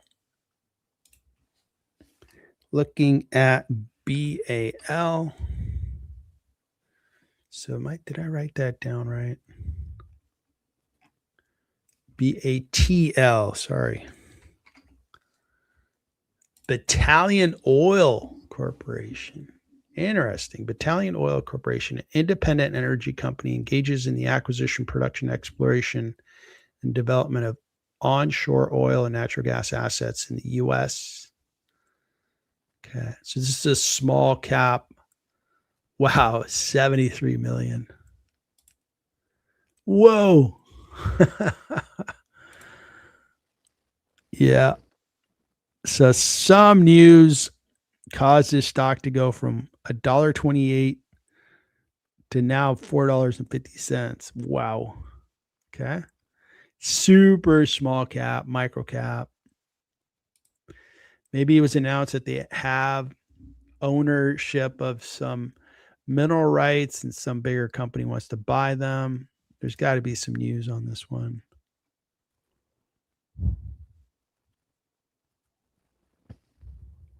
Uh-huh.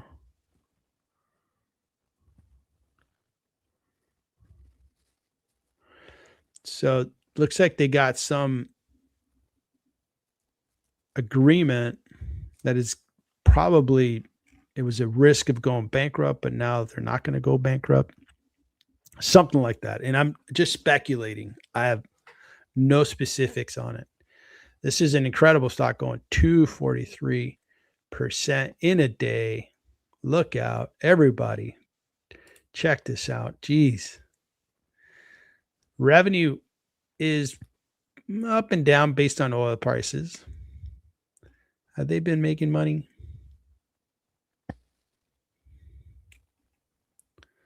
So they've been losing money for 3 years because of oil prices. And in general, most years they've lost money. So it was just a beaten down stock that the news is really moving the stock higher. So interesting stock. I can't value the stock because they're losing money. I don't think they're producing free cash flow. Let's take a look. Yeah, they're burning cash. So I'd get to a zero. So and I don't think the charts are going to help us any on that one, right? I don't think so. Yeah. So I had a small position and a few hundred in and went up. Nicely done. Ben 10. Good job.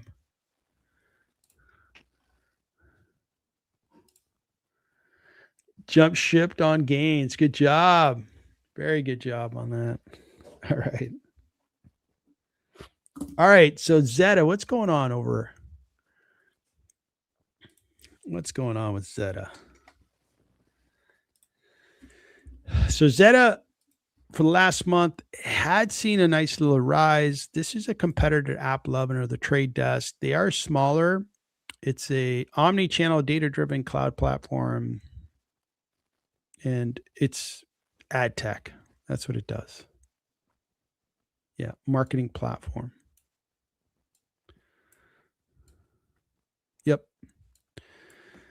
$5.26 billion market cap. Its forward P is 25. Analysts think it's discounted. Over the 1 year, it's done decent, 14.5. And I like where the stock's headed. That looks good. Growth has been fantastic. The most recent quarter, not as fantastic, but still very good. And taking a peek at gross margin, 60%. They're not profitable. They're growing. They are still relatively small compared to the likes of AppLovin. We've got 12 analysts saying it's discounted by 25%.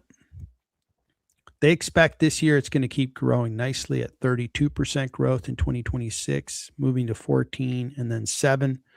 So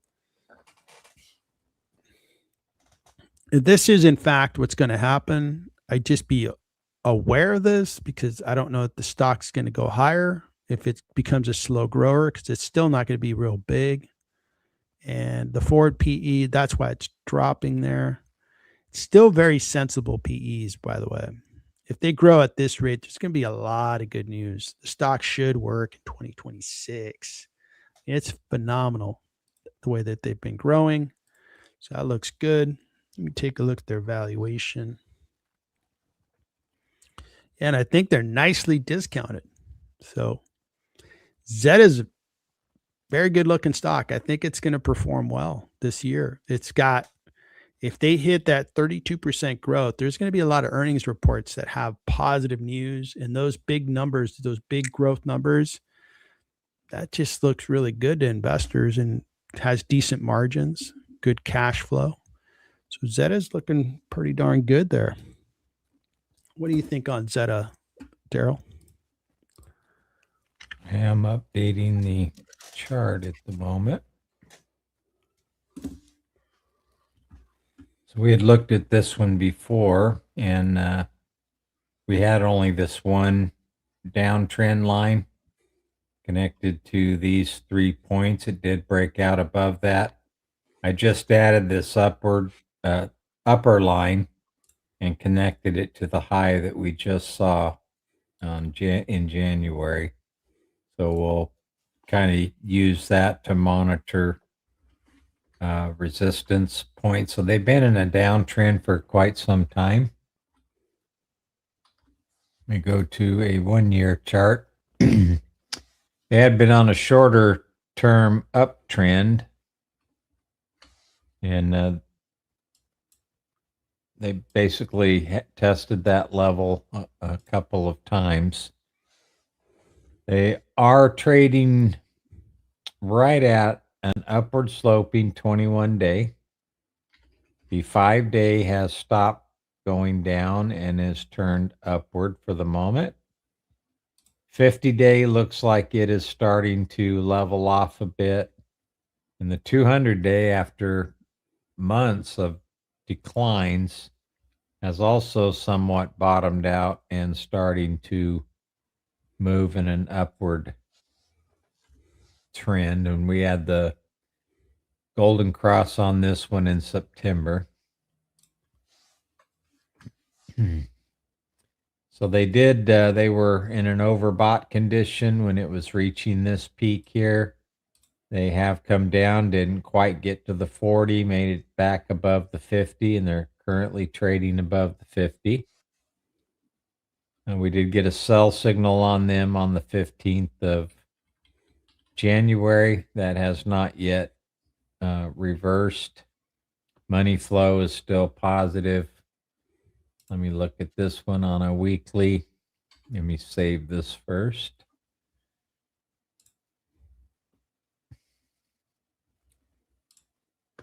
So on the weekly, they did get a buy signal on the 29th of December. And in the weekly view, they really haven't been below 50, the exception of a couple days since about the 14th of June. So we do have a buy signal here. It looks like it could turn into a sell signal if the price continues to go down. If they continue to go up, then this will become a much stronger candidate for buying because the PPO could get a lot stronger. It is in bullish territory at the moment and indicating a buy. All right, looks good. So the next one up is Advanced Micro Devices AMD, and they've had a fantastic year. Look at that, 105%. A lot of good news. There's partnership with OpenAI, I believe, and that's what caused the stock to really become exciting. It kind of pulled back from that, but now it's going higher again. So it looks good. Today it's having a down day, but we'll see. I think this one is going to be a stock that's affected by the news that Microsoft and other big consumers of semiconductors announced this week. And we'll see. We'll see if it goes lower or higher. The stock, its fundamentals look good. The growth looks fantastic going forward. These are really good growth numbers. This year, grown by 32%, 40, 27. So this shows like they're just going to keep growing. Again, the data center companies, they could change this. I don't know that it could get better, but if they were to say we're going to, take the foot off the gas pedal, this forecast could change very quickly, and the stock, which has flourished, could really go down. I have a good discount available on AMD of 19%. It's still discounted because it's growing so well. So you're sitting pretty. If you bought this stock well over a year ago, you're sitting in a really good spot. And nice work if you did put this in your portfolio. What do you think of AMD? So last time that we had looked at this, we had some downtrend lines, and they've managed to break out above all of those. Let me just go into just 1 year. So they did reach a high on the 29th of October, and that was before the sell-off in the tech titans. They are coming back and getting close to that resistance line once more. The 5-day is moving up pretty solidly. Looks like they trying to test that a little bit earlier. That's the 21-day is moving higher. The 50-day looks to be somewhat flat, and the 50-day is moving higher. They were overbought for the last several days. Looks like they pulled back to 68, so that gets them out of an overbought condition. Looks like they've been in a buy since about the 13th of February, according to this signal right here, or indicator. And it also crossed above the 50-day RSI. So you had two indicators telling you that it was a good buying opportunity. The money flow is somewhat neutral at the moment. I would say accumulation distribution seems to be pretty flat. It spent about equal times above and below in positive versus negative money flow.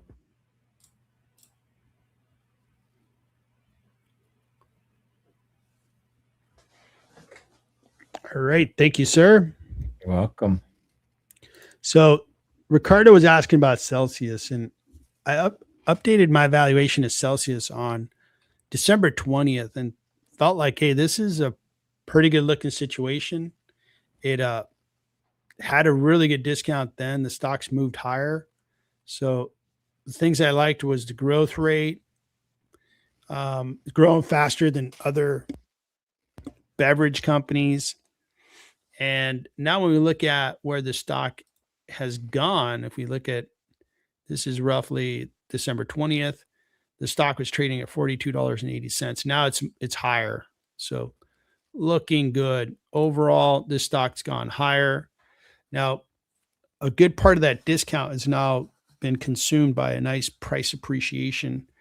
But it shows that, man, this stock was in a good spot. And for those who bought in this range, you are being rewarded. Right now, it's discounted still by a little bit, 16%, and looks good. So congratulations if you're a Celsius investor. And Ricardo also wanted to double down on beverage, Coca-Cola. I'm not a big Coca-Cola investor. Others are.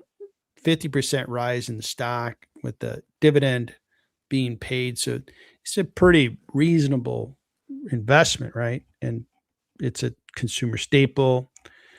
Just not overly excited about a business like this. And looking at their forecast,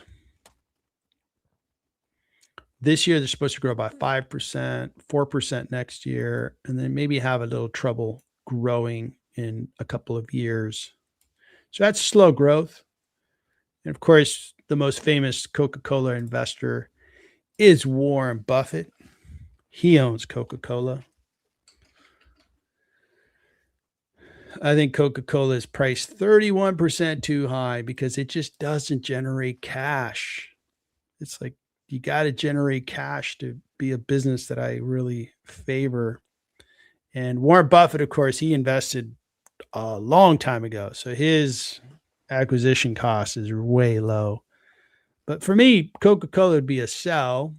I thought Celsius was a good idea on December 20th. Now, I don't know that I jump into Celsius. It's just been bid up a bit, and would probably want to be careful not getting into Celsius too late. But if you're in Celsius, you did a good job. You invested at the right time under the right conditions. Good job. All right. You want to take a look at the charts for Celsius and Coca-Cola? Sure. So I agree with you. It's starting to get the place where I consider we're going to be facing some resistance. So if you bought it back here, congratulations. I don't know if I would necessarily chase it here, maybe for a few dollars, but that might be the extent of it if they can't break above these prices about right where I'm got my crosshairs. And then KO, I don't have a chart on that one, but we'll look at it real quick.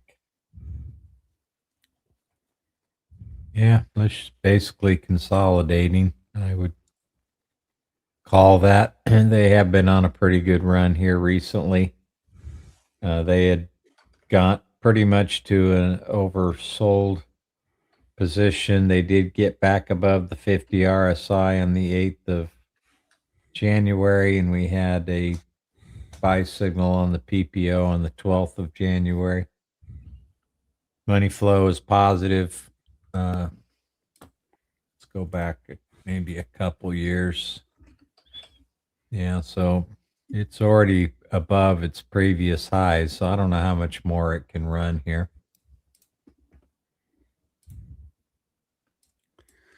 Yep. All right. Looks good. So the next one we're going to take on is Duolingo. So my last update on Duolingo is on January 2nd. And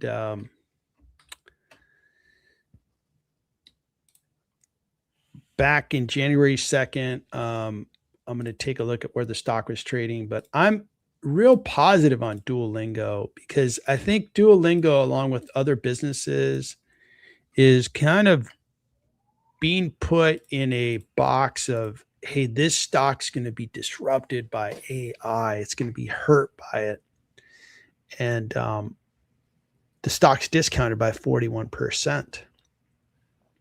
When we look at the charts, the stock hit a recent high in May, and is down from $540 per share down to $151.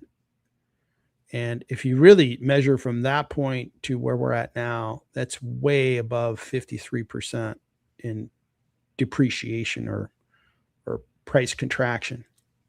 $7 billion market cap. This is a small cap. And it's a small revenue company, less than $1 billion. Forward P is 19.45. Analysts believe 80% discount. This is a big discount. All right. AI is supposed to be disrupting these guys, supposed to be destroying their business, taking it away. OpenAI is going to do everything. Now, please excuse my sarcasm. Please excuse my comments there, but let's just focus on the facts here. 41% growth, showing that this business isn't contracting. If let's just remove Duolingo, remove the name and say, hey, these guys do pure play communication services like Reddit, this stock would be flying higher. This should be taken off. So right now, Duolingo is proving that AI isn't disrupting our business. Okay, here's the data. Here's the facts. Okay, so that's item number one. Okay, so they're growing, but do they make money? You betcha. 72% gross margins, profit margin of 40%. Yeah, they make gobs of it. 36.77% free cash flow. So very profitable, high cash flow generating, growing. What's the forecast? Got 15 analysts putting themselves out there. This one is kind of a one where they got to go against the grain because, everybody believes OpenAI is going to be, not everybody, I would say the talking heads that you see on TV for about 2 years solid. I think they're changing their tune a little bit now, but they've been talking about how AI is just going to do everything, and I'm sure it's going to do a lot of interesting things. For now, this business, we're done with 2025, but we haven't seen Duolingo report. It's expected they're supposed to reduce their growth rate, and their profits also coming down. Is it because they have to advertise more? It's still very good growth. And if they surprise to the upside, like if they guide and say, hey, we're going to keep growing at 40%, this stock's going to fly up. Now, when do they announce? February 26th, so in about a month. And man, I have seriously thought about buying this stock. It just has It's like you go to that steakhouse and they're bringing that steak through the dining hall. You see it coming toward your table. That's how I see Duolingo. The stock's just kind of walking through the dining hall. I'm not sure if it's coming to my table or somebody else's, but that's a good looking steak. That's kind of how I feel about the Duolingo stock. It's looking real good, man. And I think I'm seeing businesses, I've talked about software earlier. The numbers are proving that, hey, that theory that AI is going to disrupt software, the numbers are showing that that hasn't happened yet. Is it going to happen? Well, after each quarter, the likelihood is going down because these companies are showing, no, we're not going to be disrupted by AI. In fact, we're going to use AI and we're going to reduce our costs with it. Beautiful. Duolingo is different. They do mobile learning, and from people have told me about it, they enjoy the Duolingo experience, learning other languages and doing their thing there. Very cool. So this is looking like a buy for me. Now, the market just keeps moving this stock lower. When's it going to stop? Is it going to hit zero? Of course not. Let's take a look at the charts, Darryl. Tell us what you're seeing with Duolingo. We'll start off in fast grass. I only have about 7 years worth of data here, but the prices back here was somewhat speculative. They didn't have any profits, so people were buying into the hope that they would be a profitable company. They finally did turn profitable in 23. They grew their earnings by a huge percentage in 24 and another huge percentage in 2025. But Fastgraphs is now saying that they're just below their fair value. So the reason I went and looked at Fastgraphs is I was looking at this chart, and I have 3 auto support resistance lines here. One is set to these 3 peaks, and we can see that it broke down below that and has not returned to that level. Then I have one connected to these 2 peaks. It came down below it just a little bit here, came down and tested it again, and went on a fairly sizable run, and here we are again. So Fastgraphs is saying it's fair value, and we're at a support resistance line that's been tested many times over the last two and a quarter years. So this looks like a good spot to me. I did draw one more just to see what the potential was for any more downside, and that gets me at about 104, connecting all of these peaks across here. So let's go just to 1 year. We have a 200-day that's declining. It looks like it's not a fast rate of change. The 50-day is declining. The 21-day is declining. It's trading below its 21-day and has been since about the 10th of December. They haven't been above the 50 line on the RSI since the 20th of October.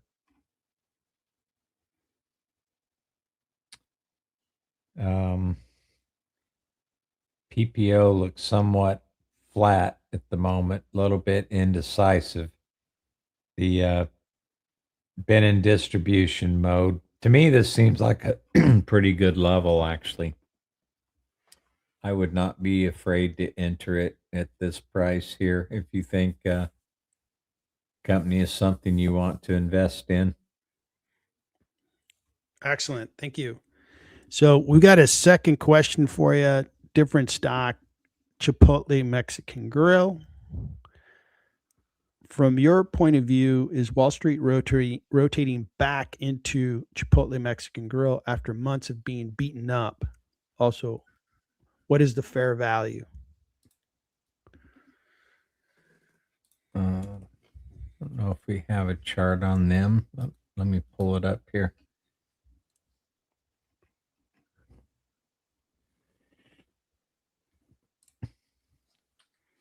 Okay, let's look at the fast graphs.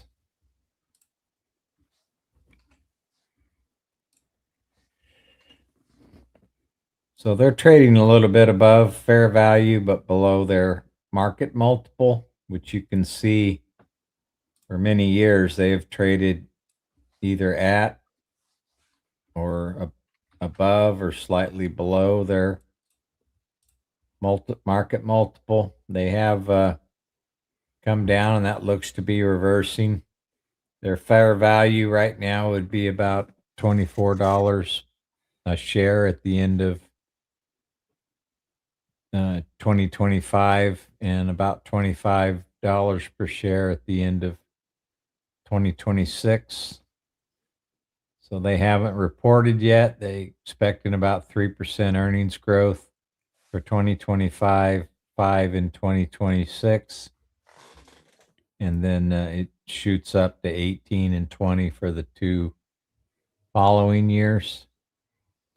So the 21-day is reverse course. It's going back up, as well as the 50. The 200-day is still declining, but it looks to be flattening out. They did, after this big sell-off, got back above the 50, and they've been able to pretty much hold that since the 25th of November. We got a pretty solid buy signal on them, I would say probably right around the 25th of November. That's where both of these were confirming it was a buy. And it really hasn't dropped. The RSI is staying pretty high, so it looks like sentiment is not too bad from the investor point of view. The PPO is somewhat flattening out at the moment.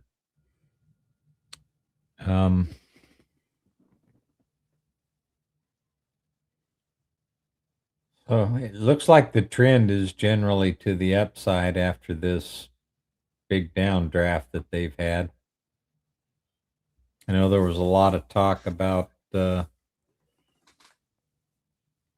some folks, just not going there because of the cost anymore. I don't know if they're reducing some of their costs or making some changes to make it more affordable. I haven't really heard what they have in their pipeline to help with that, but that was the story there for a while. Thanks, Darryl.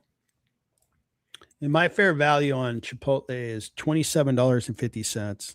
So I'm pretty much agreeing with the $24 fair value. Restaurants are not my favorite investment, but I try to value them just based on cash and profits and so forth. So I think Chipotle is a stock that I'm not running out to, buy. It's actually be a sell for me. All right, so looks like the market is doing its thing. It's buying and selling, and some notable names out there. Apple up nicely. Microsoft's trending higher. Broadcom's higher. Nvidia is under a little bit of pressure. Tesla's under some pressure. You keep running up, Meta. All right, and Google, that's good too. Google is getting a little pricey. That's my biggest position. Now, it could keep going higher. I'm not selling one share. I think it's got such a strong strategy going forward. I'm good with that. So looks good. Looks good. I like markets like this where you have, areas that are selling off, areas that are, catching a nice rally, because it shows that, hey, what, investors are moving out of stocks that are priced too high, or maybe aren't favorable, and moving into stocks that are better positions. So very interesting.